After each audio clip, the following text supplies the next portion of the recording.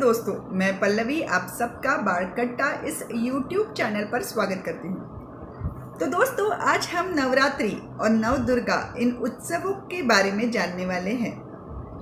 नवरात्रि ये एक हिंदू पर्व है जिसे पूरे भारत भर में बड़े ही उत्साह के साथ मनाया जाता है। नवरात्रि ये एक संस्कृत शब्द है जिसका अर्थ है नवरात्रि और इस दौरान माँ दुर्गा के 9 शक्ति रूपों की पूजा की जाती है और 10वें दिन विजयादशमी अर्थात दशहरा का उत्सव मनाया जाता है। तो आज के इस वीडियो में हम नवरात्रि और इस दौरान पूजा किए जाने वाले माँ दुर्गा के 9 रूपों के बारे में जानने वाले हैं।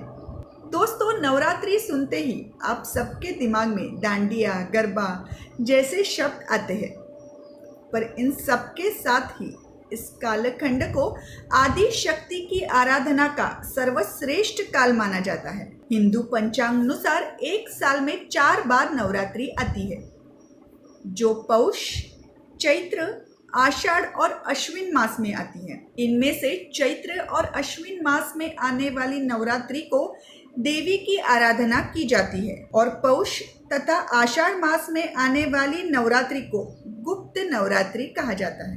दोस्तों, अश्विन मास की नवरात्रि को शारदीय नवरात्रि भी कहा जाता है, जिस दौरान पारंपरिक रीति रिवाजों के साथ महालक्ष्मी, महासरस्वती और माँ दुर्गा के 9 शक्ति रूपों की उपासना की जाती है, जिसे नव दुर्गा कहा जाता है। दोस्तों, इस कालखंड में देवी की पूजा की जाती है और इसके साथ ही अनेक प्रकार के व्रत, उपवास, हवन, यज्ञ, भजन, कीर्तन और योग साधना आदि की जाती है।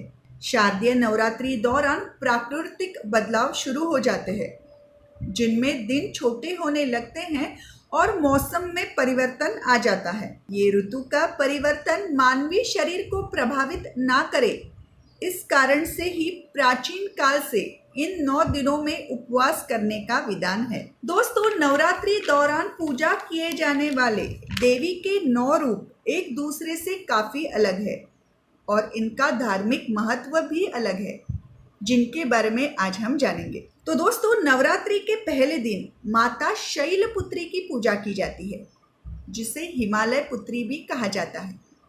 वे भगवान शिव की अर्धांगिनी है। देवी दुर्गा का ये रूप शक्ति, आधार और स्थिरता का प्रतीक है और इनकी उपासना से अपने जीवन में स्थिरता आती है। दूसरे दिन माता ब्रह्मचारिणी की पूजा की जाती है। दोस्तों, ब्रह्म मतलब तप, यानी तप का आचरण करने वाली। देवी ने इस रूप में भगवान शिव को पति के रूप में पाने के लिए कठिन तपश्चर्या की थी। इसकी कृपा से सर्व सिद्धि प्राप्त होती है। तीसरे दिन माता चंद्र घंटा की पूजा की जाती है, जिनके माथे पे आधा चंद्र है और इनके सभी हाथ अस्त्र शस्त्र से सुशोभित है। यह देवी सौंदर्य तथा हिम्मत और बहादुरी का प्रतीक है। समस्त कष्टों से मुक्ति दिलाने हेतु इनकी उपासना की जाती है। चौथे दिन कुष्मांडा देवी की पूजा की जाती है, जिन्हें ब्रह्मांड की निर्माता के रूप में जाना जाता है। दोस्तों, आयु, यश, बल को बढ़ाने हेतु इनकी साधना की जाती है। 5वें दिन स्कंद माता की पूजा की जाती है। भगवान स्कंद कुमार अर्थात कार्तिकेय की माता होने के कारण देवी के इस रूप को स्कंद माता यह नाम प्राप्त हुआ है। दोस्तों, इस रूप की पूजा के करने से मोक्ष प्राप्त होता है और इस रूप में भगवान स्कंद बाल रूप में माता की गोद में बैठे हुए हैं। 6ठे दिन माता कात्यायनी की पूजा की जाती है। देवी के इस रूप को महर्षि कात्यायन ने बेटी के रूप में प्राप्त करने के लिए कठिन तपश्चर्या की थी। इसकी आराधना मनचाहा वर मिलने हेतु की जाती है। 7वें दिन काल रात्रि देवी की पूजा की जाती है, जिसका संपूर्ण शरीर काला है और आंखें उज्जवल है। देवी की इस रूप की आराधना विध्वंसक शक्तियों का नाश करने हेतु की जाती है। 8वें दिन महागौरी की पूजा की जाती है, जिसका पूरा शरीर सफेद है। यह माता का सौम्य, सरल तथा सुंदर रूप है। इसकी उपासना फलदायिनी होती है। 9वें दिन सिद्धिदात्री देवी की पूजा की जाती है।